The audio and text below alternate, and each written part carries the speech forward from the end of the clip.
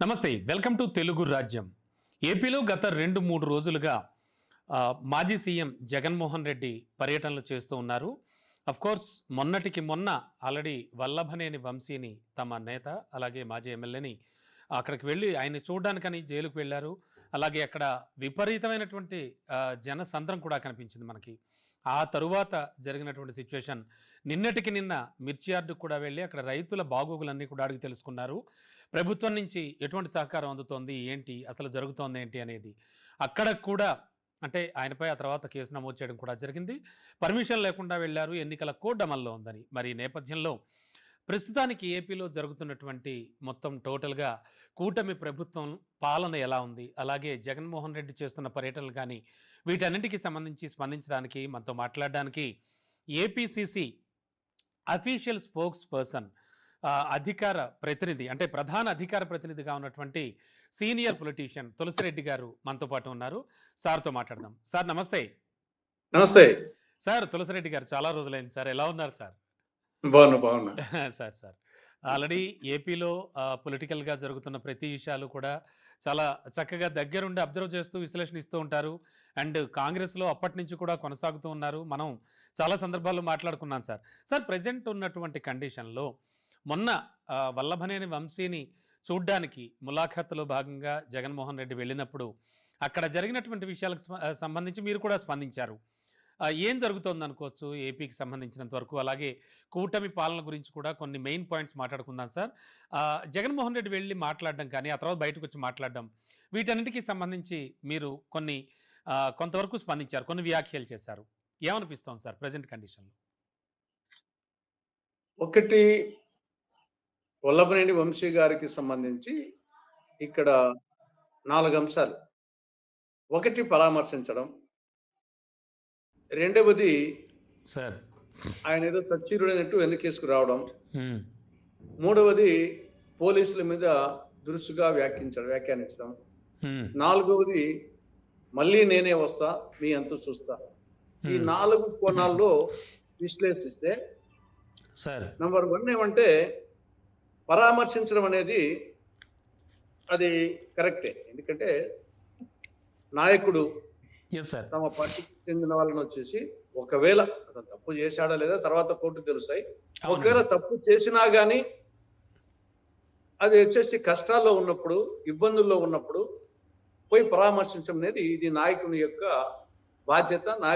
నాయకత్వానికి ఉన్న లక్షణం వచ్చేసి. అవును సార్. అది జగన్మోహన్ రెడ్డి అయినా, మీరైనా, నేనైనా అవును సార్. అదొచ్చేసి మన వాళ్ళు ఇబ్బందుల్లో ఉన్నప్పుడు వాళ్ళు ఒకవేళ తప్పు చేసినట్టు అనుకున్నా గాని సార్. పోయి పరామర్శించడము కరెక్ట్. కాబట్టి పరామర్శించడంలో అది నేను అప్రిషియేట్ చేస్తా. అది నాయకుని యొక్క లక్షణం అంట. హ్మ్. కానీ రెండో విషయం అదే సమయంలో అది ఏదో అది వచ్చేసి అక్రమ కేసు అయినట్టు, అది అన్యాయంగా పెట్టినట్టు, తర్వాత ఆయన చానా సచ్చీలుడైనట్టు, అది చెప్పడం కరెక్ట్ కాదని నా అభిప్రాయం. ఎందుకంటే ఆ! సార్. వంశీ గారి గురించి అందరికీ తెలుసు. ఆయన హ్మ్. మీద అనేక కేసులున్నాయి. రెండవది ఆయన గతంలో ఏ విధంగా మాట్లాడింది టీడీపీ నాయకులను గాని, మిగతా వాళ్ళని గాని ఈ అందరము రికార్డు పరంగా రికార్డ్ ఉంది చూసిందే. కాబట్టి ఆయన ట్రాక్ రికార్డ్ వచ్చేసి అంత సచ్చీలుడైనటువంటి ట్రాక్ రికార్డ్ ఏం కాదు. కాబట్టి పరామర్శ వరకు డెఫినిట్‌గా నాయకత్వ లక్షణము. సార్. ఆయన్ను అంతవరకు బాగుంటుంది గానీ, ఆయన్నేదో చెప్పడం అనేది సచిన్ ప్రొజెక్ట్ చేయడం అనేది అది కరెక్ట్ కాదు అనేది రెండో అభిప్రాయం. సార్. ఇంకా ఆ సందర్భంగా పోలీసుల మీద ఆయన చేసిన వ్యాఖ్యలు అంటే ఆయన వాడిన పదజాలము, ఆ యొక్క మాట్లాడిన తీరు నేచురల్‌గా వచ్చేసి కేడర్‌కు, నాయకులకు భరోసా కల్పించడానికి డెఫినిట్‌గా వచ్చేసి మళ్ళీ మనం అధికారంలోకి వస్తాము. మీరేం భయపడాల్సిన అవసరం లేదు అని పోలీసులకు కూడా, అధికారులకు కూడా మీరు అన్యాయం చేయొద్దు. ఎల్లకాలము ఒకే పార్టీ ఉండదు. మేము కూడా వస్తాము. అన్యాయం చేయొద్దు. మళ్ళీ ఎవరన్నా అన్యాయం చేస్తే మేము వచ్చినాక చట్టపరంగా చర్యలు తీసుకుంటాము. అవును సార్. ఆలోచించండి అని చెప్పొచ్చు. హ్మ్. అదేమి మంచిగానే ఎఫెక్టివ్‌గా చెప్పొచ్చు. ఇంకా ఆయన చెప్పిన దానికంటే బాగా ఎఫెక్టివ్‌గా చెప్పిండొచ్చు. ఆ! సార్. కానీ ఆ విధంగా కాకుండా ఒక మాజీ ముఖ్యమంత్రిగా, ఒక పార్టీ నాయకునిగా ఏదో వచ్చేసి ఒక బజార్ రౌడీ మాట్లాడినట్టు వచ్చేసి ఆ! మీరొచ్చేసి సప్త సముద్రాల అవతల రిటైర్ అయిపోయి సప్త సముద్రాల అవతల ఉన్నప్పటికీ మిమ్మల్ని అవును. పట్టుకొచ్చి నడి రోడ్డు మీద బట్టలు ఊడదీసి నిలబెడతా. హ్మ్. అటువంటి పదజాలం వచ్చేసి ఆహ్, ఆ పదజాలం వాడకుండానే అంతకంటే ఎఫెక్టివ్‌గా వచ్చేసి తన వాయిస్‌ను, తన అభిప్రాయాన్ని పంపించుండొచ్చు. సార్. కాబట్టి హ్మ్. అది ఒక నాయకుని హోదాలో, ఒక మాజీ ముఖ్యమంత్రి హోదాలో అది నోటి దూల తప్ప, నోటి దురుసుతనం తప్ప అది మెచ్యూర్ స్టేట్‌మెంట్‌గా, మెచ్యూర్ నాయకుని ప్రవర్తనగా అనిపించదు. అది సార్. మూడవ అంశం. సార్. అంటే అది నాట్ ఓన్లీ జగన్మోహన్ రెడ్డికి. యెస్ వేరే సార్. వాళ్ళు అవును. ఎవరు చెప్పినా, అది హ్మ్. వచ్చేసి పవన్ కళ్యాణ్ అన్నా, చంద్రబాబు అన్నా, నేనన్నా, మీరైనా, అవును ఎవరైనా సార్. అది వచ్చేసేసి సార్. కరెక్ట్ కాదనేది నా అభిప్రాయం.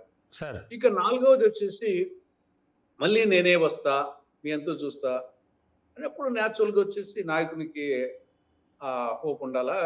కార్యకర్తలకు భరోసా కల్పించాలంటే మళ్ళీ మనం అధికారంకి వస్తామని చెప్పడం వరకు ఓకే గాని, క్షేత్రస్థాయిలో ఆ పరిస్థితి నాకేం కనిపించడం లే. మళ్ళీ ఆయన వచ్చే అవకాశాలు నాకేం కనిపించడం లే. హ్మ్. దానికి సరే రాష్ట్ర వ్యాప్తంగా కంటే కూడా పులివెందుల నియోజకవర్గంలో ఎందుకంటే ఆయనది హ్మ్. పులివెందులే, నాది పులివెందుల నియోజకవర్గంలోనే వేంపల్లి ఉంటాయి కాబట్టి, మొన్న నీటి సంఘాల ఎన్నికల్లో ప్రయత్నాలు చేశారు. అన్ని పోటీలు పెట్టాలని చూసి కూడా పోటీలు పెట్టలేకపోయారు. అవునండి. ఇది అవును. గతంలో వచ్చేసి ఆ ఫ్యామిలీకి ఎప్పుడు ఇటువంటి పరిస్థితి రాలే. హ్మ్. ఈవెన్ రాజశేఖర్ గారు ఉన్నప్పుడు అధికారంలో ఉన్న సందర్భాలున్నాయి. ప్రతిపక్షంలో ఉన్న సందర్భాలున్నాయి. అయినప్పటికీ వచ్చేసి ఆల్‌మోస్ట్ వన్ సైడ్ వార్ అనే టైప్ జరుగుతా ఉన్నది. ఏదో ఒక 1995లో జెడ్పీటీసీ ఎన్నికల్లో అప్పుడు నేను జిల్లా అధ్యక్షుడిగా ఉన్నాను. 4 పోటీ చేసి టీడీపీ 3 గెలిచింది. ఒకటి అప్పుడు హ్మ్. రాజశేఖర్ రెడ్డి గెలిచింది. అది హ్మ్. ఒక్కసారి తప్పించేసి ఎప్పుడు వార్ వన్ సైడ్‌గా ఉండేది. ఇది పొలిటికల్ వార్. ఆ! కానీ sir. For the first time వచ్చేసి మొన్న పోటీని పెట్టలేకపోయినారు. మొత్తము హ్మ్. నీటి సంఘాల ఎన్నికలని కూడా ప్రయత్నం చేయకుండా అది వేరు. రాష్ట్ర వ్యాప్తంగా ఒక డెసిషన్ అవునవును. తీసుకున్నారులే అనుకో. హ్మ్. కానీ ఇక్కడ ఇంక పెట్టలేక ప్రయత్నాలు చేసి అప్పుడు ఇంకా ఆహ్, తప్పించుకున్న దాని కోసం రాష్ట్ర వ్యాప్తంగా మేము పోటీ పెట్టలేదని చెప్పారు. కాబట్టి ఆ పరిస్థితి చూస్తే రాబో రోజుల్లో పులివెందుల్లో గెలవడమే అంత ఈజీ కాదేమో జగన్మోహన్ రెడ్డి అనే వాతావరణం ఉంది అవునండి. కాబట్టి ఈ వ్యాఖ్యలు కూడా చేశారు మీరు. ఇవి కూడా అన్నారు. అంటే మీరు ఆల్రెడీ ఒక సీనియర్ పొలిటీషియన్ సార్. ఎన్నో ఎలక్షన్స్ చూస్తూ వస్తున్నారు. ఎంతోమంది పొలిటీషియన్స్ చూస్తూ వస్తున్నారు. వాళ్ళ సమకాలీనంగా ఉన్నారు మీరు. మరి ఈ నేపథ్యంలో అంటే పులివెందుల్లో సైతం ఆయన రావడం కష్టం అనే వ్యాఖ్య ఎందుకొచ్చిందంటారు? అంటే మీరు గమనించిందేమిటి అందులో? అంటే ఒకటి అతను ఇప్పుడు రాజశేఖర రెడ్డి గారి పొలిటికల్ స్టైల్ వేరు. జగన్మోహన్ రెడ్డి పొలిటికల్ స్టైల్ వేరు. ఆ! సార్. రాజశేఖర రెడ్డి ఒక సమ్మోహనాశక్తి. అతను అవును. వచ్చేసి అధికార పార్టీలో ఉన్నా, ప్రతిపక్షంలో ఉన్నా అన్‌డౌటెడ్‌లీ. అవును సార్. అవును. ఒక సమ్మోహనాశక్తి. అతను వచ్చేసి ఎన్టీ రామారావు, రాజశేఖర రెడ్డి ఉండేవాళ్ళు సమ్మోహనాశక్తులు. వాళ్ళకు ప్రత్యర్థులు కూడా వాళ్ళని వచ్చేసి ఆకర్షిస్తారు. ప్రత్యర్థులు కూడా అవునండి. వాళ్ళని ఆకర్షించిపోతారు. జగన్మోహన్ రెడ్డి దగ్గర అది లేదు. అతను వచ్చేసి ఆహ్, మాట తీరులో గాని, ఒక చిరునవ్వులో గాని, పలకరించడంలో గాని, ఆప్యాయతతో గాని హ్మ్. ఆ స్టైల్ వేరు. ఆ! కాబట్టి అతను ఏమంటే నేచురల్‌గా వచ్చేసి ఆహ్, రాజశేఖర రెడ్డి గారు చనిపోయినటువంటి ఆ నేపథ్యము సింపతి కొంత, అవును సార్. కాంగ్రెస్ పార్టీ రాష్ట్ర విభజన చేసిందనే ఒక నేపథ్యంలో కాంగ్రెస్ మీద రాష్ట్ర ప్రజలకు వ్యతిరేకత రావడంతో హ్మ్. ఆల్టర్‌నేటివ్‌గా అడిగి 2014లో రాజశేఖర రెడ్డి చనిపోయిన ఇమ్మీడియేట్‌గా కూడా రాలేకపోయినాడు. కానీ సీట్లు వచ్చాయి గాని హ్మ్. తర్వాతొచ్చేసి ఆహ్, చంద్రబాబు నాయుడు మళ్ళా 5 ఏళ్ళు అధికారంలో ఉన్నాడు కాబట్టి ఆ నేపథ్యంలో వచ్చాడు తప్ప, అతను పెద్ద ట్రాక్ రికార్డ్‌తో వచ్చినోడేం గాదు. 2019కి అతను ఏం ట్రాక్ రికార్డ్ ఉంది? అప్పటికి అతను అధికారంలో లేడు గదా! అవును సార్. కాబట్టి సార్ అంటే కేవలం వచ్చేసి అంటే జగన్ టీడీపీకి గారితో మీకు పర్సనల్‌గా ఏమన్నా మాట్లాడినప్పుడు గాని, అలాగే ఆయన్ని మీరు చెప్పిన సందర్భంలో రాజశేఖర రెడ్డి గారు చనిపోయినప్పుడు గాని, అప్పుడెలా ఉండేవారు? ఇప్పుడెలా మారుతూ వచ్చారు? మీ మీ అభిప్రాయం ప్రకారం? అంటే నాకు పెద్దగా వచ్చేసి ఈ యొక్క ఏజ్ గ్యాప్ నేను రాజశేఖర రెడ్డి సమకాలీనును. ఆయన నాకంటే సార్. 2 ఏళ్ళు పెద్ద. ఈయనకొచ్చేసి ఆ గ్యాప్ ఏజ్ గ్యాప్ అనేది ఒకటుంది కాబట్టి అవును సార్. అంత క్లోజ్‌గా అసోసియేట్‌గా తిరిగిన యెస్. నేపథ్యం లేదు. ఆ! ఈవెన్ వచ్చేసి నేను రాజశేఖర రెడ్డి గారు ఉన్నప్పుడు కూడా నేను ఎంతవరకు వచ్చేసి నాయకులతో ఎంతవరకు నేను ఉండాలో అంతవరకే ఉంటా. అవునండి. మరీ పూసుకొని, రాసుకొని అవునవును. హ్మ్.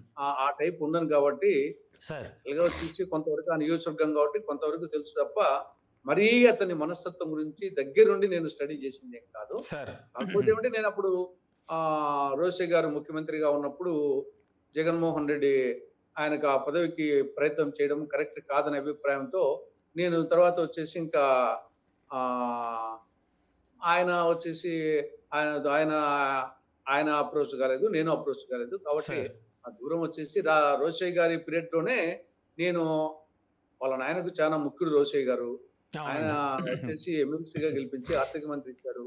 ఇది జాతీయ పార్టీ. జాతీయ పార్టీ వచ్చేసి ఆయనకు సీనియారిటీ బట్టి అవునండి. అన్ని బట్టి ఆయనకి ఇవ్వడం జరిగింది. అటువంటి పరిస్థితిలో ఇతనికి ఏమీ లేకుండా ఒక రాజశేఖరుడి కొడుకుగా ఆ విధంగా ఆశించడం కరెక్ట్ కాదు అనేది నేను అప్పటి ఉంటే కూడా అంత పదవి వ్యామోహము ఉండాల్సిన అవసరం లేదు అనేది నా మొదటి ఉంటే ఏం పదవులేనా? ఏం గాంధీ మహాత్మునికి ఏ పదవి ఉంది? Yes sir. ఆయనకేమి భారత రాష్ట్రపతి, ప్రధానమంత్రి కావాలనుకుంటే ఏది తీసుకోకూడదు. అందులో సోనియా గాంధీ గాని, రాహుల్ గాంధీ గారు గాని వాళ్ళు ప్రధానమంత్రి పదవిని వాళ్ళు త్యాగం చేసినారు. అటువంటి వాళ్ళు నాయకత్వం వహించే పార్టీలో ఈయన అవసరం వచ్చినప్పుడు వాళ్ళే పిలిచి ఇస్తారు గదా! హ్మ్. ఈయనకి అంత ప్రాకులాడడం ఎందుకు అనేది నాకు మొదటి నుండి తర్వాత అతను సంపాదించుకోండొచ్చు. సొంతంగా పార్టీ పెట్టి తెచ్చుకోండొచ్చు గానీ, అవును నాకు సార్. అంత పదవి వ్యామోహం అవసరం లేదేమో ఎవరికైనా గాని మానవునికి అంత అనేది పదవి వ్యామోహంలో పదవి కోసం వచ్చే ప్రయత్నం చేయడం తప్పులేదు గానీ, అదే. అది సమయ సందర్భం లేకుండా ఆ స్థాయిలో అప్పుడాలంటే నాకొచ్చేసి జగన్‌మోహన్ రెడ్డి మీద మంచి అభిప్రాయం లేదు నాకు. Yes sir. అతను పదవి యెస్ వ్యామోహపరుడు సార్. అనేది నా మొదటి ఉన్న సార్, సార్. అభిప్రాయం. అంటే ఇప్పుడు సార్ ఇప్పుడున్న కండిషన్‌లో చూస్తే గనక జగన్మోహన్ రెడ్డి గారు మొన్న ఒక సందర్భంలో మాట్లాడుతూ కార్యకర్తలకి చేరువవుతాను. ఖచ్చితంగా ఇంకెక్కడి నుంచి 2.0 జగన్ చూస్తారు. ఖచ్చితంగా మార్పొస్తుంది. ప్రతి ఒక్కళ్ళు నాకు కావాలి అంటూ కూడా ఆప్యాయతగా మాట్లాడడం జరిగింది. అంటే ఇవన్నీ జరిగేవే అంటారా? మీ ఎక్స్‌పీరియన్స్‌లో మీరు చూస్తున్న జగన్మోహన్ రెడ్డి గారి గురించి ఏం చెప్తారు? ఇప్పుడు నాకు తెలిసి కాంగ్రెస్ పార్టీలో కొంత ఖర్చు పెట్టుకోగలిగితే ఆ! జగన్‌మోహన్ రెడ్డితో పాటు, చంద్రబాబు నాయుడుతో పాటు, పవన్ కళ్యాణ్‌తో పాటు హంగు ఆర్భాటం ఉండి హ్మ్. కొంత ఖర్చు పెట్టుకోగలిగితే ఇప్పుడు కాంగ్రెస్ వస్తది అధికారంలో. జగన్‌మోహన్ రెడ్డి రాడు. హ్మ్. చంద్రబాబు నాయుడు, పవన్ కళ్యాణ్ రాదు. బీజేపీ రాదు. హ్మ్. ఏమైనా కాంగ్రెసే మేలురా అనేది కడప జిల్లాలో ఒక మొరటి సామెత ఉంది. ముసలుడైనా బసిరెడ్డే మేలని. కాబట్టి ఏమైనా కాంగ్రెసే మేలురా. ఈ అన్ని సార్. పార్టీలు తింటే. హ్మ్. తింటే గారెలే తినాలి. వింటే భారతమే వినాలి. పరిపాలించాలంటే కాంగ్రెస్ వోళ్ళే పరిపాలించాలి. హ్మ్. అనే అభిప్రాయం ఉంది. హ్మ్. ప్రత్యేక హోదా తేవాలన్నా, చట్టంలోని అంశాలు అమలు కావాలన్నా హ్మ్. కాంగ్రెస్‌తోనే సాధ్యము అనే ఒక అభిప్రాయం ప్రజల్లో ఉంది. హ్మ్. కాకపోతే ఏమంటే ఎన్నికల్లో ఎవరు ఎన్ని చెప్పినా హ్మ్. ఓటర్లకొచ్చేసి డబ్బు డిస్ట్రిబ్యూషన్ అనేది ఈరోజు వచ్చేసి అది ఎన్నాళ్ళు సాగుతుందో చెప్పలేం గానీ, ఇంగా మన దాదాపు 3, 4 ఎన్నికల నుండి ఇంకా ఎన్నాళ్ళు సాగుతుందో చెప్పలేం గానీ, హ్మ్. ఇది ఒక హక్కు అయిపోయింది. ఓటుకొచ్చేసి డబ్బు ఇయ్యకుంటే ఎందుకు పోటీ చేయాలా? ఆ! మేమొచ్చేసి ఈరోజు యెస్ సార్. కూలికి వెళ్ళేవాళ్ళం గదా!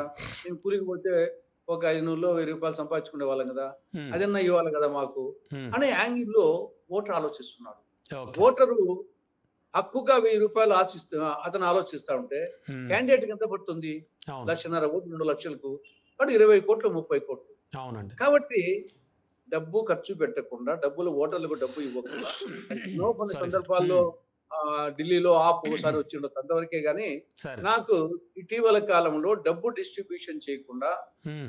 99% సందర్భాల్లో ఓటర్లొచ్చేసి ఆ క్యాండిడేట్‌ను కన్సిడర్ చేయడం లేదు. సార్. కాబట్టి ఇప్పటికైనా సరే అది వాళ్ళు పంచకనా ఉండాలా? కాంగ్రెస్ వాళ్ళతో పాటు పంచకుండా పంచాలా? యెస్ సమ సార్. ఉజ్జీగం జరిగితే మాత్రము ఏ నిమిషంలో ఎన్నికలు సారీ పెట్టినా సార్. కాంగ్రెస్ అధికారంలో వస్తుంది. హ్మ్. పరిస్థితులు ఆ విధంగా చూశారు. Yes sir. చంద్రబాబుని చంద్రబాబు నాయుడు 5 ఏళ్ల పాలన చూశారు. అవునండి. జగన్మోహన్ రెడ్డి 5 ఏళ్ల పాలన చూశారు. ఇప్పుడు మళ్ళా కూటమి పాలన చూస్తున్నారు. అంతకుముందు యెస్ సార్. వచ్చేసి ఈ రాష్ట్రాన్ని మొత్తము ఆంధ్రప్రదేశ్ అవతరించినప్పటి నుండి ఇంతవరకు 69 సంవత్సరాల్లో 43 సంవత్సరాలు పరిపాలించింది కాంగ్రెస్. అవునండి. టీడీపీ పరిపాలించింది 21 ఏండ్లు. హ్మ్. 5 ఏళ్లు వచ్చేసి వైకాపా. కాబట్టి ఇక్కడ కంపేర్ చేస్తే ఏ కోణంలో చూసినా ఇటు ఈరోజు ఆంధ్రప్రదేశ్ అన్నపూర్ణగా ఉంది అంటే హ్మ్. దానికి కారణం వచ్చేసి శ్రీశైలము, నాగార్జున సాగరు, ప్రకాశం బ్యారేజీ, ధవళేశ్వరం బ్యారేజీ. హ్మ్. ఇవన్నీ ఎవరు కట్టినటి? కాంగ్రెస్ హయాంలో. హ్మ్. జలయజ్ఞం కింద ఈరోజు తెలుగంగ గాని, గాలేరు నగరి గాని, హంద్రీనివా గాని, హ్మ్. వెలుగొండ గాని, తర్వాత ఈవెన్ పోలవరంలో వచ్చేసి జాతీయ ప్రాజెక్టు. కాబట్టి ఏ విధంగా చేసినా విశాఖ ఉక్కు ఫ్యాక్టరీ మొదలుకొని, విశాఖ పోర్ట్ మొదలుకొని, తర్వాత ఫీజు రియంబర్స్‌మెంటు, ఆరోగ్యశ్రీ 108, 104 సార్. రైతులకు రుణమాఫీ, పావలా వడ్డీ ఏ కోణం చూసినా సారీ సార్. రైతులకు హ్మ్. గాని, యువతకు గాని ఎవరు చేసినా కాంగ్రెసే చేసింది. దాన్ని ఈళ్ళు కొన్ని కొనసాగిస్తున్నారు, కొనసాగించలేదు. Yes sir. కాకపోతే ఏమంటే, మేము ఈ లోపల వచ్చేసి ఆ 2 పార్టీల మధ్య ఇద్దరు డబ్బులొచ్చేసి ఎన్నికల్లో ఈవెన్ పులివెందుల నియోజకవర్గంలో గూడా డబ్బు ఖర్చు పెట్టకుండా గెలిచే క్వశ్చన్ లేదు. మొన్న ఉమ్. కూడా వచ్చేసి జగన్మోహన్ రెడ్డి అంటే సొంత సొంత ఓటుకు యావరేజ్ గా 1500 ఇచ్చాడు. అభ్యర్థుల సొంత టీడీపీ వాళ్ళు 1000 నియోజకవర్గాల్లో కూడా ఇచ్చారు. అంటే సీఎం టీడీపీ వాళ్ళు అభ్యర్థుల సొంత నియోజకవర్గాల్లో కూడా డబ్బులు ఖర్చు పెట్టాల్సిన పరిస్థితి. ఇప్పుడే కాదు 1970 రాజశేఖర రెడ్డి కానుంటి సార్ 1977లో కందులూరి రెడ్డి ఫస్ట్ వచ్చేసి ఎంపీగా కంటెస్ట్ చేశాడు. ఆఫ్ సార్ కోర్స్ ఆనాడు ఇందిరా కాంగ్రెస్ అనుకోండి. ఉమ్, ఆ రోజు నుంచి ఈ రోజు వరకు రాజశేఖర రెడ్డి కుటుంబం 75 నుండి ఆ నుండి కంటిన్యూ గెలుస్తుంది. ఉమ్. ఈవెన్ రాజశేఖర్ ఉన్నప్పుడు కూడా డబ్బు ఖర్చు పెట్టకుండా ఏనాడు గెలవలేదు. Okay sir. Even Rajasekhara Reddy కూడా చెప్తున్నాడు సార్ అండ్ అప్పట్లో కూడా. ముఖ్యంగా ఇప్పటి రోజుల్లో ఇప్పటి సిచ్యువేషన్స్ కాంటెంపరీ పాలిటిక్స్ చూస్తే కూటమి ప్రభుత్వ పాలన ఎలా ఉంది? పలు సందర్భాల్లో చంద్రబాబు నాయుడు గారు అభివృద్ధి పథకాల అమలుకు సంబంధించి జనానికి లీకులు ఇస్తూ వస్తున్నారు. ఆల్రెడీ పరిస్థితి ఇలా ఉంది, ఏమిటి సంగతి, ప్రస్తుతానికి ఖజానా ఖాళీగా ఉంది, ఇలాంటివి పలు రకాలుగా చెప్తూ ఉన్నారు ఆయన. అంటే దీన్ని ఎలా అర్థం చేసుకోవాలి? కూటమి కొనసాగే అవకాశం ఉందంటారా? అండ్ అభివృద్ధి పథకాలు ముఖ్యంగా అమలు చేస్తారంటారా వీళ్ళు? ఇప్పుడు కూటమి కొనసాగుతుంది. దాంట్లో ఏమి చేసి కలహాల కలహాల కాపురంతో కొనసాగుతుంది. ఆ, కానీ అది వచ్చేసి ఆ ఫెవికాల్ బంధం ఏమి లేదు. టీడీపీ, జనసేన, బీజేపీ మధ్య సార్ పటిష్టమైన బంధం లేదు. కానీ ఉమ్, వీళ్ళ అవసరం వాళ్ళకు, వాళ్ళ అవసరం వీరికి, ఆ యొక్క నేపథ్యంలో ఏదో కలహాల కాపురం, ఇష్టం లేని కాపురం సాగుతానే ఉంటుంది. ఉమ్. బీజేపీకి టీడీపీ అవసరం ఉంది కేంద్రంలో. అదే విధంగా ఇక్కడ అంటే వచ్చేసి అంటే ఇప్పుడు కేంద్రం నుండి చేస్తుంది నిధులు ఇష్టం లేని కాపురం అనుకోవచ్చు అంటారా? అంతే అంతే అంతే ఉమ్, ఇష్టం లేని కాపురమే. ఉమ్, కాబట్టి అదేం అవసరార్థం. కాపురం సాగుతుంది కానీ ఆ, సార్ అది వాళ్ళ కాపురం కాదు కదా. ఇప్పుడు మనకు ప్రజల గురించి, ప్రజలు కదా, ప్రజల కాపురం ఏ విధంగా అనేది ముఖ్యం. అవును సార్. ఆ విధంగా ఆలోచించినప్పుడు సార్ ఆ పెనం మీద నుండి పొయ్యిలో పడ్డట్టు, పొయ్యిలో నిప్పుల పడ్డట్టు. పొయ్యిలో పడ్డట్టు అయింది పరిస్థితి. సార్ జగన్మోహన్ రెడ్డి పీరియడ్ లో పెనం మీద ఉంటే, ఈ యొక్క టీడీపీ కూటమి ప్రభుత్వంలో పాలన ప్రజల పొయ్యిలో పడ్డట్టు జీవన అయింది. పరిస్థితులు వచ్చేసి పొయ్యిలో అంటే కనకన వండే పొయ్యిలో పడ్డట్టు తయారు. పడ్డట్టుగా ఉంది ప్రజల పరిస్థితి. సార్ అండ్ దీంట్లో సార్ ఏ ఆ, చెప్పండి సార్. సారీ చెప్పండి దీంట్లో సార్. మనం వివిధ కోణాల్లో చూసుకున్నాం. సార్ ఇప్పుడు 2024 ఎన్నికల ముందు ఉమ్, అన్ని పరిస్థితులు ఆ రోజు టీడీపీ కూటమి నాయకులు, టీడీపీ, బీజేపీ, వైకాపా, ఇది జనసేన నాయకులు చెప్పింది, ఇంక్లూడింగ్ చంద్రబాబు నాయుడు, అవునండి. 14 లక్షల కోట్ల రూపాయల అప్పు ఉంది. జగన్మోహన్ రెడ్డి రాష్ట్రాన్ని అప్పుల కుప్ప చేశాడు. ఉమ్, ఆ తర్వాత బాధుడే బాధుడు, అన్ని అవును. రేట్లు పెంచాడు. తర్వాత అప్పులే అప్పులు, బాధుడే బాధుడు, ఆ కక్ష సాధింపు చేస్తున్నాడు. అవునండి. రాష్ట్రం అరాచక పరిస్థితి అయిపోయింది. ఉమ్, మధ్యాంధ్రప్రదేశ్, డ్రగ్గాంధ్రప్రదేశ్, జుదాంధ్రప్రదేశ్, ఉమ్, ఇవన్నీ అయినాయని చెప్పాడు. ఆ అవునండి. రోజు చెప్పింది ఏంటి? 14 లక్షల కోట్ల రూపాయల అప్పు ఉంది అని చెప్తూ, ఉమ్, మాకు అవకాశం ఇవ్వండి, వచ్చేసి నాకు 14 సంవత్సరాలు ముఖ్యమంత్రి చేసిన అనుభవం ఉంది, నాకు సంపద సృష్టించే విధానం తెలుసు, ఆ నాలెడ్జ్ తెలుసు, కాబట్టి నేను అప్పులు విపరీతంగా చెయ్యను, బాధుడు కార్యక్రమం, పన్నులు కానీ, ధరలు కానీ, ఛార్జీలు కానీ అవును. పెంచను, పెంచను. తగ్గిస్తాను, సార్ ప్రస్తుతం ఉన్న పథకాలన్నీ కొనసాగిస్తాను, ఉమ్, అభివృద్ధి చేస్తాను, సంక్షేమం 2 కలగా అభివృద్ధి సంక్షేమం చేస్తాను, ఇవి కాక సూపర్ 6 హామీలు సూపర్ గా అమలు చేస్తాను, మమ్మల్ని నమ్మండి అని చెప్పాడు. అవును సార్. నమ్మి ఓట్లు వేసినారు. మరి ఇప్పుడు ఓట్లు వేసిన తర్వాత 8 నెలలు అయింది. ఉమ్, ఏదో ఇమీడియట్ గా నెల 2 నెలలు అంటే ఇంకా కుదురుకోలేదులే సంసారం అనుకోవచ్చు. ఉమ్, 8 నెలలు అయింది. ఉమ్, తర్వాత దట్టు ఆయన 14 సంవత్సరాలు ముఖ్యమంత్రిగా ఉండే అనుభవం ఉంది. ఉమ్, కొత్త ముఖ్యమంత్రి అయితే పాపము కొత్తగా ఆయన లేపంగా ఏదో కొంచెం తెలుసుకుంటారు అనుకోవచ్చు. అది yes, కాదు. సార్. కాబట్టి నువ్వు దీంట్లో ఒకటేమి, నువ్వు అప్పుల కుప్ప చేశాడని చెప్పావు. ఏది 14 లక్షల కోట్ల రూపాయలు చెప్పావు. మళ్ళీ అది వచ్చేసి ఉమ్, ఇటీవలనే లేదు 14 లక్షల కోట్లు కాదే 9.5 లక్షల కోట్లు అని చెప్పావు. ఒకేసారి గణనీయంగా తగ్గినావు. పోనీ ఆ ప్రకారం చేసుకున్నా కానీ ఇప్పుడు పరిస్థితి ఏమి? 2024-25 ఆర్థిక సంవత్సరంలోనే ఆ, సార్. దాదాపు వచ్చేసి ఇప్పటికే ఇంకా మార్చి 31 రాలేదు, ఇంకా ఒక నెలన్నర ఉంది. అవునండి. ఇప్పటికే వచ్చేసి దాదాపు 1,26,000 కోట్ల రూపాయలు అప్పు చేశారు ఈ సంవత్సరం. ఉమ్, ఇంకా వచ్చేసి ఇంకా నెలన్నర ఉంది, దాదాపు వచ్చేసి 1,40,000 ఓట్ల వరకు పోయే అవకాశం. అవునండి. అంటే ఎలా ఉందంటే, ఒక సామెత ఉంది, కోడలికి బుద్ధి చెప్పి అత్త తెడ్డు నాకింది అని. కోడలికి బుద్ధి చెప్పి అత్త తెడ్డు నాకిందని. ఆ రోజు వచ్చేసి జగన్మోహన్ రెడ్డి ప్రభుత్వం విపరీతంగా అప్పులు చేసిందని చెప్పి, అంతకంటే అప్పులు ఇప్పుడు ఎక్కువ చేస్తా ఉంది మరి ఇప్పుడు చంద్రబాబు నువ్వు ప్రభుత్వం. చేస్తున్నది That ఏమిటనేది is ప్రశ్న. number one. Um, That is number one. Number 2 ఏమి? ఈ యొక్క ధరలు పెంచడము, ఛార్జీలు పెంచడము ఇవన్నీ ఉండవని చెప్పారు. ఉమ్, కానీ జరిగింది ఏమిటి?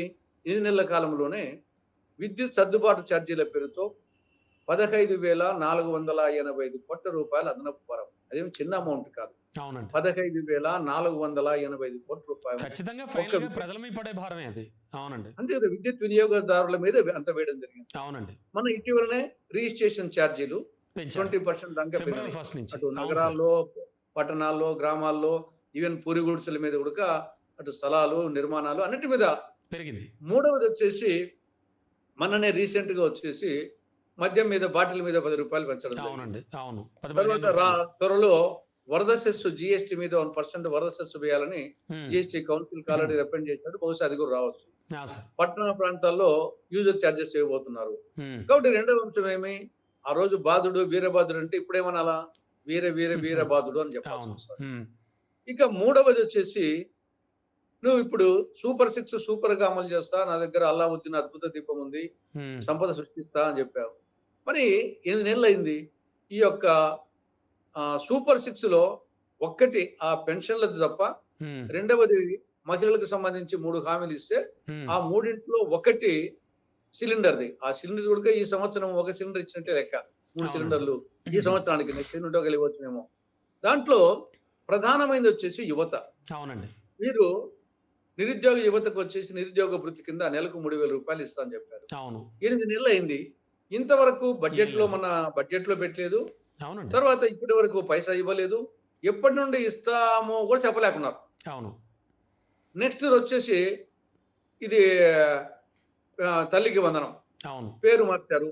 అంతకుముందు అమ్మఒడి తల్లి మార్చారు. అమ్మఒడి. తల్లికి వందనం అవునండి. అవును. అన్నారు. పేరు మారిస్తే పర్వాలేదు. హ్మ్. ఏమన్నారు? స్కూలుకి వెళ్ళే ప్రతి విద్యార్థికి ఏడాదికి రూ. 15,000. కానీ అవును సార్. ఆల్‌మోస్ట్ విద్యా సంవత్సరము ముగింపు దశకు వచ్చా ఉంది. హ్మ్. ఇంతవరకు తల్లికి వందనం లేదు. తల్లికి మోసం చేయడం జరిగింది. ఇక్కడ తల్లికి, పిల్లలకు అక్కడ మోసం చేయడం జరిగింది. హ్మ్. మూడవది రైతుకు. అవును సార్. రైతుకు అన్నదాత సుఖీభవ పథకం కింద ప్రతి రైతు కుటుంబానికి ఏడాదికి రూ. 20,000 ఆర్థిక సహాయం ఇస్తామని చెప్పారు. హ్మ్. 8 నెలలు అయిపోయింది. ఖరీఫ్ దాటిపోయింది. రబీ కూడా చివరి దశకొచ్చింది. హ్మ్. ఇంతవరకు అతీగతి లేదు.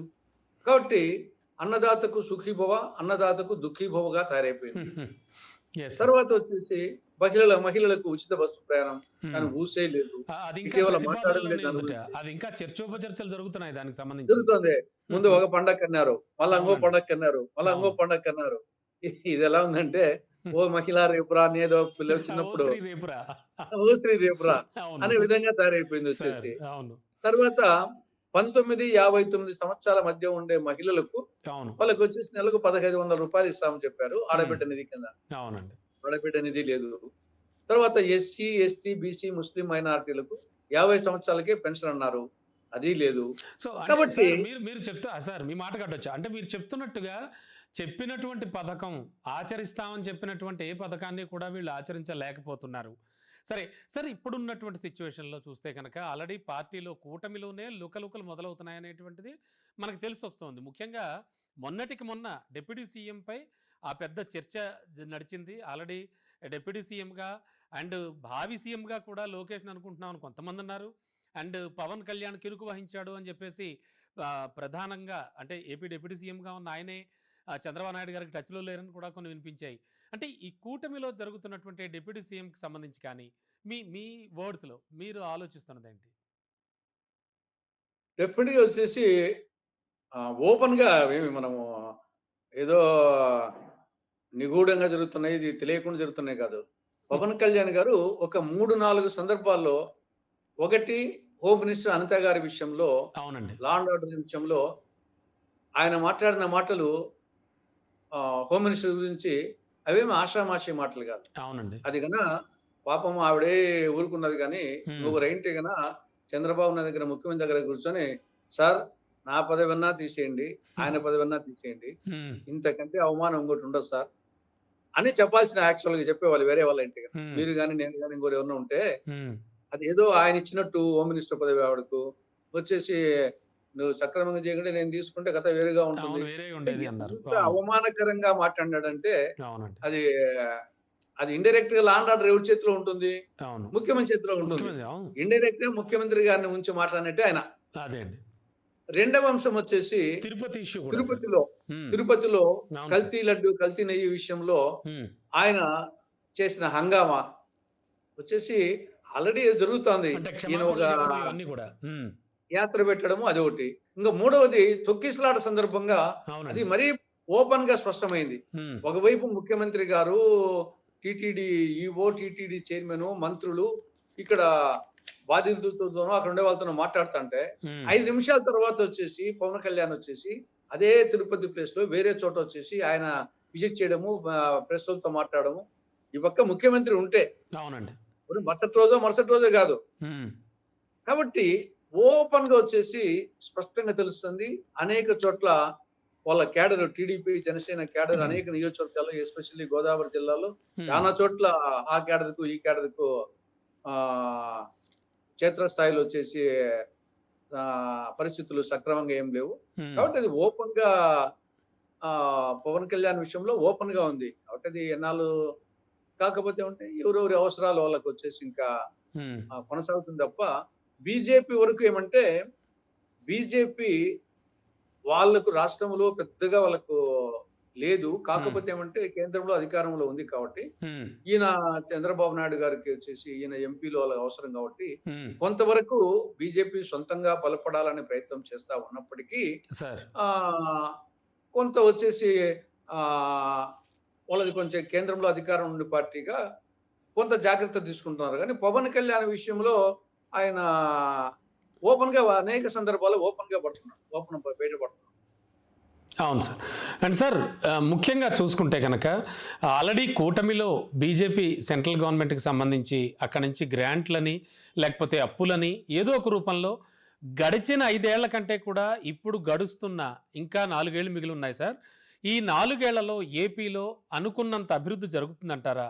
చంద్రబాబు నాయుడు గారు ప్రజలకు చెప్పింది కావచ్చు, లేకపోతే కూటమి కలిసి ఏపీ ప్రజలకి చెప్పింది కావచ్చు, ఇవన్నీ జరిగే ఛాన్సెస్ ఉన్నాయా? ముఖ్యంగా అంటే అమరావతి లాంటి చాలా సీరియస్ ఇష్యూస్‌పై ఖచ్చితంగా ఓ కొలిక్కొచ్చే ఛాన్స్ అలా ఏమైనా ఉందంటారా? అమరావతికి ఇస్తోంది గ్రాంటా? అప్పా? ఇది కూడా పెద్ద డిస్కసబుల్ ఐటెమ్ సార్ ఇది. ఇది కూడా ఖచ్చితంగా మనం చర్చించాల్సిన అంశం. ఆ! మీరు సార్. చెప్పినట్టు హ్మ్. ఇప్పుడు 2014, 19 వరకు చంద్రబాబు నాయుడు గారే ఉన్నారు. అవును అప్పుడు సార్. బీజేపీ ఉంది. 18 ముందు కొంచెం ఒక సంవత్సరం ముందు బయటికి పోయింది. అవును. తర్వాత 2019, 24 వరకు జగన్ ఉన్నాడు. ఇప్పుడు మళ్ళా కూటమి ఉంది. అవునండి. దీంట్లో 2014, 19 మధ్య చంద్రబాబు పరిపాలనకు కేంద్రం సహాయానికి చూస్తే అప్పటికంటే ఇప్పుడు బెటరు. హ్మ్. అప్పటికంటే ఇప్పుడు బెటరు. హ్మ్. తర్వాత 2019, 24 మధ్య జగన్మోహన్ రెడ్డి ఉన్నప్పటికంటే కేంద్రం నుంచి ఇప్పుడు బెటరు. హ్మ్. కానీ మనకు విభజన చట్టం ప్రకారంగా ఆంధ్రప్రదేశ్ పునర్వ్యవస్థీకరణ చట్టం ప్రకారంగా మనకు రావాల్సిన హక్కుగా రావాల్సిన వాటితో పోలిస్తే హ్మ్. 2014, 19 అయినా, 19, 24 అయినా, ఇప్పుడైనా గాని మనకు రావాల్సింది రాలేదు. హ్మ్. ఇవ్వాల్సింది కొండంత, ఇచ్చింది గోరంత. హ్మ్. దాంట్లో మనకు రాష్ట్ర విభజన సందర్భంగా అన్ని విధాల అభివృద్ధి చెందినటువంటి హైదరాబాద్ నగరం తెలంగాణకు పోయింది కాబట్టి, హ్మ్. ఆ మేరకు సీమాంధ్రకు కాంపెన్సేషన్ కోసము ఆ రోజు ప్రధానంగా 3 వరాలు ఇవ్వడం జరిగింది. హ్మ్. ఒక వరం వచ్చేసి ప్రత్యేక హోదా. హ్మ్. అవును సార్. రెండవది రాయలసీమకు, ఉత్తరాంధ్రకు స్పెషల్ డెవలప్‌మెంట్ ప్యాకేజీ బుందేల్‌ఖండ్ తరహా. అవును. అవును. మూడవది విభజన చట్టంలో 108 సెక్షన్లు, 13 షెడ్యూళ్ల కింద హ్మ్. దాదాపు 5,00,00,000 రూపాయలు విలువ చేసే ప్రయోజనాలు కేంద్రము రాష్ట్రానికి అందించడం. ఇవి అదే వివిధ ప్రధానంగా సంస్థల ఈ రూపంలో గాని, 3 వరాలు. Educational institutions and all. Yes sir. ఈ 3 వరాల్లో హ్మ్. ఇవ్వాల్సింది కేంద్రం. అవునండి. అడగాల్సింది, తెప్పించాల్సింది రాష్ట్ర ప్రభుత్వం. రాష్ట్ర ప్రభుత్వం. అవును. ఇదే కేంద్రంలో కాంగ్రెస్ వచ్చింటే, కేంద్రంలో, రాష్ట్రంలో వచ్చింటే ఇంకా మేలు. కనీసం అవును. కేంద్రంలో కాంగ్రెస్ వచ్చినా గాని, ఈ పాటికి ఈ 3 వరాలు ఎప్పుడో అమలైండేటి. సీమాంధ్ర వచ్చేసి 28 రాష్ట్రాల్లో నంబర్ 1లా అయిండేది. ఎప్పుడో అయిండేది. హ్మ్. కానీ దురదృష్టవశాత్తు అక్కడ, ఇక్కడ కాంగ్రెస్ రాలేదు. రాలేదు. అక్కడ బీజేపీ కంటిన్యూయస్‌గా వస్తుంది రాష్ట్ర విభజన తర్వాత. Yes sir. ఇక్కడ 2014, 19 టీడీపీ, 19, 4 వైకాపా, ఇప్పుడు హ్మ్. మళ్ళా కూటమి. దీంట్లో మొదటి వరము ప్రత్యేక హోదా. ఇది 10 ఏళ్ళు అయిపోయింది. ఇప్పటికి రాలేదు. ఇదేమో అవును వాళ్ళు సార్. ముగిసిన అధ్యాయం అని బీజేపీ అంటంది. సార్. ఈళ్ళొచ్చేసి దాని గురించి ప్రశ్నించే పరిస్థితిలో ఈళ్ళు లేరు. రాష్ట్ర ప్రభుత్వాలు అప్పుడు గాని, ఇప్పుడు గాని. సార్. కాబట్టి ఒక పరీక్ష వచ్చేసి 100కి 100% జీరో మార్కొచ్చింది. అవునండి. ఇక రెండవదొచ్చేసి విభజన చట్టంలో సెక్షన్ 46 సబ్‌సెక్షన్ 3 కింద హ్మ్. రాయలసీమకు, ఉత్తరాంధ్రకు స్పెషల్ డెవలప్‌మెంట్ ప్యాకేజీ బుందేల్‌ఖండ్ తరహా గాని, లేకుంటే ఒరిస్సాలో ఉండే కేబీకి తరహా, అవునండి. కోరాపుట్, బోలంగి, 2 కలహండి తరహా ఇస్తామని చెప్పారు. హ్మ్. దాని కింద అది రాలేదు. 24,350 కోట్లు అడిగితే ఇప్పటికి 1,050 కోట్లు వచ్చింది. మిగతా 23,000 కోట్లు రాలేదు. కాబట్టి రెండవ దాని కింద ఫెయిల్ అయిపోయినారు. మూడవది నేను చెప్పినట్టు 108 సెక్షన్లు 13 షెడ్యూల్ కింద 5,00,000 కోట్ల రూపాయలతో మనం ప్రధానంగా తీసుకుంటే ఒకటి కడప జిల్లాలో శైలి ఆధ్వర్యంలో స్టీల్ ప్లాంట్, 2 దుగ్గరాజపట్నంలో ఓడరేవు, 3 వచ్చేసి ఈ యొక్క అమరావతి, పోలవరము, 13 కేంద్రీయ సంస్థలు, విశాఖపట్నం చెన్నై ఇండస్ట్రియల్ కారిడారు, తర్వాత వచ్చేసి Visakha metro, Vijayawada metro, even railway zone, ఇవన్నీ కలిసి దీంట్లో కొన్ని చిన్నవి ఉన్నాయి, కొన్ని పెద్దవి ఉన్నాయి. దీంట్లో చాలా మటుకు వచ్చేసి 5,00,000 కోట్ల రూపాయలకు గాను కేంద్ర ప్రభుత్వము ఇంక్లూడింగ్ పోలవరంకు, అమరావతి గతంలో వచ్చిన గ్రాంట్లు చూసుకున్నా గానీ మొత్తం అన్ని కలిసి కూడా 30,000 కోట్లు ఇచ్చింది. ఇంతవరకు 10 సంవత్సరాల 8 నెలల్లో ఇచ్చింది 30,000 కోట్లు. ఇవ్వాల్సింది 5,00,000 కోట్ల రూపాయలు. కాబట్టి చాలా డిఫరెన్స్ ఉంది. వీళ్ళు చిన్న చిన్న ఏదో మేము వచ్చేసి ఐఐటికి, ఎన్ఐటికి ఆడించాము, ఇవన్నీ కలిసి చిన్న చిన్న ఇవన్నీ, కానీ పెద్ద ఎన్నట్టే ఉన్నాయి ఇప్పటికీ వచ్చేసి. దీంట్లో మరి రాబో రోజుల్లో గతానికంటే కొంచెం మేలు ఈసారి. ఏదో విశాఖపట్నము రైల్వే జోన్ ఏదో మొన్న ఏదో చేశారు వచ్చేసి, కేకే లైన్ లేకుండా గానీ కనీసం సంథింగ్ ఏదో చెప్పిన దానికి. దీంట్లో చాలా విమర్శలు వస్తున్నాయి కదా సార్ రైల్వే జోన్. అదే మెయిన్ కేకే లైన్, అది వచ్చి హార్ట్. ఆ హార్ట్ వచ్చేసి గుణకే లేకుండా చేశారు, ఆదాయం వచ్చింది. తర్వాత పోలవరానికి సంబంధించి ఇది ఓవరాల్ గా ఇది గ్రావిటీ ప్రాజెక్ట్ కాకుండా ఆఖరికి వచ్చే ఒక బ్యారేజ్ అయిపెట్టుగా ఉంది, లిఫ్ట్ ఇరిగేషన్ ప్రాజెక్ట్. దీంట్లో ఫేజ్ 1, ఫేజ్ 2 అని చెప్పేసి 150 అడుగుల ఎత్తులో నిర్మిస్తేనే పోలవరం బహుళార్థ సాధక ప్రాజెక్ట్ అవుతుంది. దాన్ని 135 అడుగులకు పెడితే అది ఒక బ్యారేజ్ అవుతుంది. కాబట్టి ప్రస్తుతం వచ్చేసి ఓన్లీ ఆల్మోస్ట్ వచ్చేసి ప్రస్తుతానికి అది బ్యారేజ్ కింద లెక్క. భవిష్యత్తులో ఏమన్నా చేస్తారని చెప్పిన బ్యారేజ్ కింద లెక్క. కారణం ఏమంటే నిర్వాసితులకు 150 అడుగులు ఎత్తున కడితే నిర్వాసితులు చాలా మంది అవుతారు, ఆ అమౌంట్ ఎక్కువ అవుతుంది. అది ఎగ్గొట్టేదానికే తప్పించుకునే దానికోసం ఎత్తు తగ్గించారు. ఎత్తు తగ్గించినప్పుడు అది విభజన చట్టంలో సెక్షన్ 90 ప్రకారంగా అది బహుళార్థ సాధక ప్రాజెక్టు, నేషనల్ ప్రాజెక్టు, దానికి అర్థం లేకుండా పోయింది. కాబట్టి అది పోలవరం పరిస్థితి. అమరావతి వరకు అది లోనే 100% లోనే 15,000 కోట్లు వరల్డ్ బ్యాంక్ కొంత, ADB bank, Asian development bank కొంత, ఈ లోపల హడ్కో కొంత, అన్ని అప్పులే. కాబట్టి కాకపోతే ఏమంటే అప్పు చేసైనా అమరావతి వచ్చేసి ఆల్రెడీ కొన్ని వివిధ అసెంబ్లీ ఆల్రెడీ అయిపోయింది. అంటే టెంపరీ పాత ఏమి ఉన్నాయి, అలా కొత్తది కట్టాలంటున్నారు. అసెంబ్లీ గానీ సెక్రటరియట్ గానీ మిగతా బిల్డింగ్స్ కొన్నాయి. కాబట్టి అమరావతి వరకు అప్పులతో అయినా సరే అమరావతి వరకు ఒక కొలిక్ వస్తుంది వచ్చే ఎన్నికల నాటికి. అదొకటి వరకు అమరావతి బహుశా ఎవరు వచ్చినా రేపు మారుస్తామనే స్థాయికి పోరు. కాబట్టి అమరావతి రాష్ట్ర రాజధాని ఏదంటే అమరావతి అనేటంత వరకు అదేదో అంతర్జాతీయ రాజధాని ఎన్నిమల ఒట్టెక్కుతలు, రాష్ట్ర రాజధాని ఏమంటే అమరావతి అని చెప్పే విధంగా అది పూర్తయ్యే అవకాశం ఉంది తప్ప ఇంకా మిగతా అన్ని రొటీన్ గా కొంతవరకు డెవలప్మెంట్ అనేది బడ్జెట్ పెరుగుతూ ఉంటుంది. కాబట్టి ఎవ్రీ ఇయర్ 10% యాడ్ అవుతా ఉంటుంది. కాబట్టి రూపాయి రాక అటు కేంద్ర ప్రభుత్వం నుండి రాష్ట్ర ప్రభుత్వం వచ్చింది. కాబట్టి సంథింగ్ ఏదో జరుగుతూ ఉంటుంది. మరి ఏమి వచ్చేసి అనాథలం అయిపోతామని చెప్పడం కానీ మనకు రావాల్సిన అది మన కేంద్రం నుండి తెప్పించేసి రావాల్సినవి చట్టపరంగా రావాలి కదా అంటారు. అది అర్థమైంది సార్. అండ్ సార్ అంటే కూటమి గురించి మాట్లాడాం అండ్ వైఎస్ఆర్సీపీ గురించి మాట్లాడాం. ఒకసారి కాంగ్రెస్ గురించి కూడా, అంటే మీరు అంటున్నారు ఖచ్చితంగా ప్రజలంతా కాంగ్రెస్ వైపే మొగ్గు చూపుతున్నారని. కానీ మరోవైపు చూస్తే కనుక శైలజానాథ్ గారు వంటి సీనియర్ నేతలు ఆయన వెళ్ళాక కూడా ఇంకా చాలా మంది క్యూ కడుతున్నారు అనే మాట కూడా వినబడుతోంది. అంటే ఉండవెల్లి అరుణ్ కుమార్ గారు కావచ్చు, హర్ష్ కుమార్ గారు కావచ్చు, ఇంకా కొంతమంది పేర్లు అయితే వినబడుతున్నాయి సార్. అది నాట్ కన్ఫర్మ్.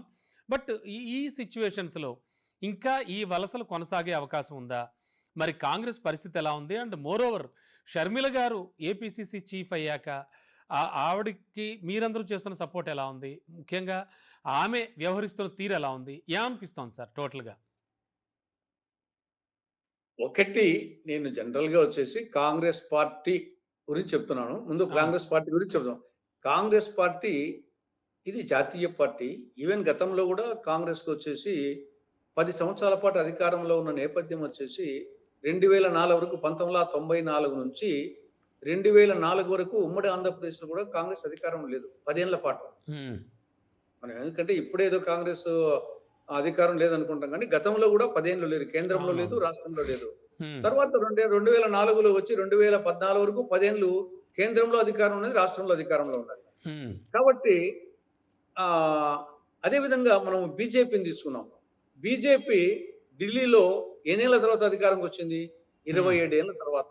అవునండి. బీజేపీ ఢిల్లీలో అధికారంకొచ్చింది అవును. 27 ఏళ్ల తర్వాత. అది పోనీ అది ఏమన్నా కూడా సార్ అంతకుముందు కేవలం బీజేపీ 2 ఎంపీలతో కేవలం బీజేపీ 2 అధికారం సీట్లతో లేదా అంటే బీజేపీ. హ్మ్. ఢిల్లీలో బీజేపీ అధికారం అంతకుముందు ఉంది. Yes sir. అంతకుముందు వచ్చేసి సుష్మా స్వరాజ్ ఇటువంటి వాళ్ళు వచ్చేసి ఆహ్, మన చీఫ్ మినిస్టర్‌గా ఉన్న నేపథ్యం కూడా ఉంది. అనేక హ్మ్. సందర్భాలు ఢిల్లీలో బీజేపీకి, కాంగ్రెస్‌కి మధ్య ఉన్నది. రాకముందు. అవునండి. తర్వాత కాలగర్భంలో వచ్చేసి వాజ్పేయి గారు ప్రధానమంత్రి అయ్యారు. మోడీ గారు ప్రధానమంత్రి అయ్యారు. అయినప్పటికీ 27 ఏళ్ల పాటు వచ్చేసి బీజేపీ కేంద్రంలో ఢిల్లీలో అధికారం లేక మొన్నొచ్చింది. అవునండి. కాబట్టి కాంగ్రెస్ పార్టీకైనా సరే, ఇంకో పార్టీకైనా సరే, నాకు తెలిసి ఏదో 5 ఏళ్లకో, 10 ఏళ్లకో, 15 ఏళ్లకో, హ్మ్. 27 ఏళ్ల తర్వాత అధికారంలోకి బీజేపీ రాగలిగినప్పుడు ఢిల్లీలో కాంగ్రెస్‌కొచ్చేసి ఎందుకు రాదు? Yes sir. కాంగ్రెస్‌కొచ్చేసి అంత నిరాశ పడాల్సిన అవసరం ఏమి? హ్మ్. ఏమి వచ్చేసి బీజేపీ పార్టీ కానీ వెంటనే ఒకవైపు అధికారంకొచ్చిందా? సీనియర్స్ క్యూ కడుతున్నారు కదా సార్! మరి వెళుతూ ఉన్నారు. ఇప్పుడు, ఇప్పుడు మనము గతంలో వచ్చేసి చంద్రబాబు నాయుడు ముఖ్యమంత్రిగా ఉన్నప్పుడు వైకాపా ఎమ్మెల్యేలు ఎంతమంది క్యూ కట్టి పోయారు? అవును. అవునండి. 23 మంది పోయినారు. అవును సార్. చంద్రబాబు అవును.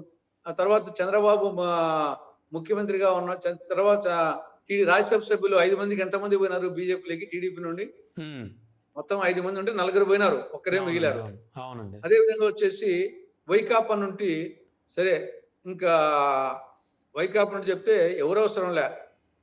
విజయసాయి రెడ్డి కంటే ఇంక బెస్ట్ ఎగ్జాంపుల్ ఉంటుందా? వైకాపా గురించి చెప్పాలంటే అవునండి. ఆల్‌మోస్ట్ వచ్చేసి కేసుల్లో జగన్మోహన్ రెడ్డి ఏ1 ఈయన ఏ2.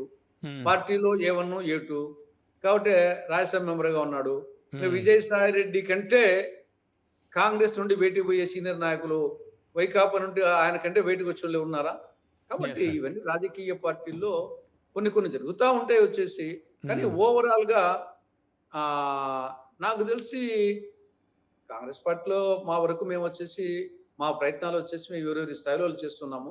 Yes sir. సరే ఆవిడ వచ్చేసి సీనియర్స్‌ని కలుపుకుంటుందా పోదనేది అది ఆవిడకే వదిలిపెడుతున్నాము.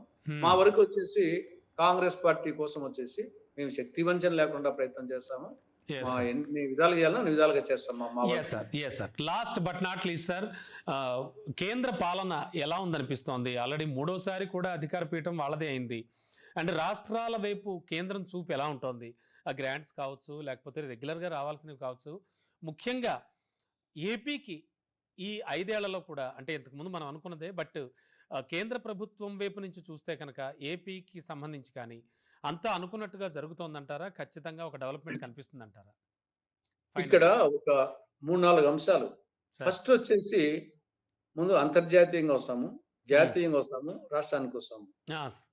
అంతర్జాతీయంగా గత మొత్తం వచ్చేసి మనము కొన్ని ఏండ్ల చరిత్ర తీసుకుంటే హ్మ్. స్వామి వివేకానంద చికాగో అంటే ఇంక అంతకుముందు తీసుకుంటే ఎప్పుడు కూడా భారతదేశానికి మోడీ ప్రభుత్వములు జరిగినంత అవమానము హ్మ్. చరిత్రలో ఎవరి కాలంలో జరగలేదు. హ్మ్. మొన్న ఇటీవల హ్మ్. సరే మన వలస భారతీయ వలసదారులు సరే అమెరికానే వలస దేశం. హ్మ్. అన్ని దేశాల నుండి పోతేనే ఆ దేశం పేరే ఆహ్, అవును. వచ్చేసి అమెరికా వలస దేశం అని చెప్పేసి వాళ్ళు హ్మ్. చెప్పుకునేది వచ్చేసి ఈ యొక్క విగ్రహం గురించే వాళ్ళు చెప్పారు. సరే సార్. ఏదేమైనప్పటికీ హ్మ్. వాళ్ళు అక్రమంగా పోయినారే అనుకున్నాం. హ్మ్. అక్రమ వలసదారులను వాళ్ళేమి బతుకు తెరువు కోసము ఏజెంట్ల మోసానికి బలి అయిపోయినటువంటి వాళ్ళు. హ్మ్. వాళ్ళని పంపించేటప్పుడు గౌరవప్రదంగా వచ్చి గౌరవం ఇవ్వాల్సిన అవసరం లే. హ్మ్. మానవులుగా పంపించాలనా లేదా? మామూలుగా పంపిస్తే అలాంటిది చాలు. హ్మ్. అలాంటిది విమాన సైనిక రవాణా విమానములో అవును. వచ్చేసి 104 మందిని ముందు 5వ తారీఖున ఈ నెల 5వ తారీఖున అవును సార్. వాళ్ళను చేతులకు సంకెళ్ళు వేసి, కాళ్ళకు అవును. గొలుసులు కట్టి, పశువులు తిన్న దేశానికొచ్చేసి అవునండి. 24 గంటల్లో సంఖ్యలు ప్రయాణం వేసి చేసి పంపిస్తున్న పంపించారు. వీడియోలు చూస్తున్నాం పంపించారు. మనం. అవును. దాని మీద కొలంబియా, గ్వాటిమాలా, బ్రెజిలు, మెక్సికో లాంటి చిన్న దేశాలు తమ నిరసన తెలిపాయి. అవునండి. మెక్సికో వచ్చేసి తమ విమానాలు పంపించి తమ వారిని తీసుకొచ్చింది. అవును. దాని మీద కనీసం నిరసన కూడా తెలపలేదు ఇక్కడ. పార్లమెంట్ బయట గగ్గోలు చేస్తే హ్మ్. విదేశాంగ మంత్రి జయశంకర్ వచ్చేసి, హ్మ్. మేము అమెరికా ప్రభుత్వానికి ఇక మీదట పంపించే వాళ్ళనైనా సరే హ్మ్. మానవీయ కోణంలో పంపించని చెప్పేసి వాళ్ళకు చెప్పాము అని చెప్పాడు. హ్మ్. దాని యాక్చువల్‌గా వచ్చేసి నరేంద్ర మోడీ గారు అమెరికా పర్యటనను ఈ ఒక్క కారణం చేత రద్దు చేసుకొని ఉండాలి. హ్మ్. సరే పోయినాడు. పోయినాక ట్రంప్‌తో నాకొచ్చేసి మాట్లాడొచ్చేసి కనీసం ఇక మీదట పంపించే వాళ్ళన్నా సరే గౌరవప్రదంగా పంపించండి. మర్యాదపూర్వకంగా పంపించని అడగాలనా లేదా? హ్మ్. పోనీ నువ్వు అడిగినావా లేదో తెలీదు. అడిగినా గాని సారీ, సారీ. పట్టించుకోలేదు. హ్మ్. కనీసం మన విమానాలు పంపించి తేవాలి కదా! వాళ్ళు అటువంటోళ్ళు. అవునండి. కాబట్టి ఆయన 12, 13 తారీఖులో అమెరికాలో ట్రంప్‌తో మాట్లాడతాడు. హ్మ్. 14 ఈడికొస్తాడు. 15న వచ్చేసి మళ్ళా ఇంకొక విమానం 116 మందిని మళ్ళా అదే విధంగా అవును. చేతులు సంకెళ్ళు వేసి, కాళ్ళ గొలుసులు కట్టి, మళ్ళా 16 తారీఖున ఇంతకంటే సిగ్గుచేటైన విషయం ఇంకోటుందా అంటారు. Yes sir. ఇంకా ఎందుకు ఆ బతుకెందుకంటాను ఆయనకు గాని, మనకు గాని భారతీయునిగా ఉడికిపోతా ఉందొచ్చేసి. హ్మ్. అంటే మనం వచ్చేసి వాళ్ళేమి ఉగ్రవాదులా? మరి బతుకు తెరువున పోయినోళ్ళు అవును. పంపించు. వాళ్ళని డిపోర్టేషన్ పంపించడం తప్పు కాదు. పంపించిన అవునండి. విధానము ఇంత హ్మ్. అవమానకరంగా నిజంగా బతుకుతేమి ఆహ్, కాబట్టి నిజంగా భారతదేశానికి చరిత్రలో భారత జాతికి ఇంత అవమానకరము ఎవరి హయాంలో జరగలే. హ్మ్. ప్రాచీన కాలంలో కూడా జరగలే. కృతయుగం, త్రేతాయుగం, ద్వాపరయుగం, కలియుగం ఏ హ్మ్. యుగంలో కూడక, ఏ కాలంలో కూడక ఇంత అవమానం జరగలేదు సార్. భారత జాతికి. వీళ్ళు భారతీయుడు అని చెప్పేసి భారత ప్రధానమంత్రిని చెప్పేదానికి అర్హత లేదు. ఒక్క నిమిషం కూడా ఆ చైర్‌లో కూర్చునే అర్హత ఆయనకి లేదు. ఓకే ఇది సార్. ఆ యాంగిల్‌లో ఇంకా హ్మ్. రెండవ యాంగిల్ దేశానికి సంబంధించి ఆర్థికంగా హ్మ్.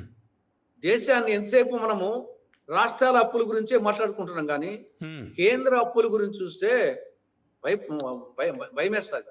హుహు. మొత్తం 1947 నుంచి హ్మ్. 2014 వరకు 1947 నుంచి 2014 వరకు పండిట్ నెహ్రూ మొదలుకొని మన్మోహన్ సింగ్ వరకు అందరి పీరియడ్‌లో కలిసినటువంటి క్యుములేటివ్ అప్పొచ్చేసి హ్మ్. 46,00,000 రూపాయలు. హ్మ్. 46,00,000 రూపాయలు. హ్మ్. కేవలము నరేంద్ర మోడీ గారి పీరియడ్‌లో